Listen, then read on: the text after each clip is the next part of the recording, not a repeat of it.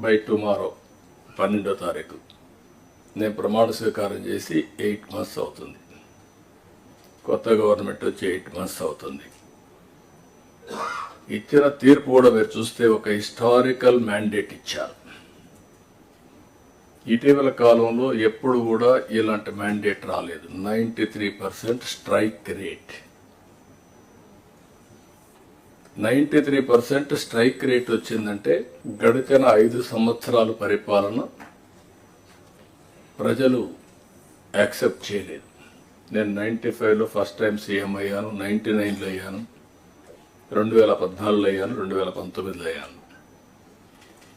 అయితే different times different challenges ఉన్నాయి, కానీ ఇన్ని ఛాలెంజెస్ ఎప్పుడూ రాలేదు.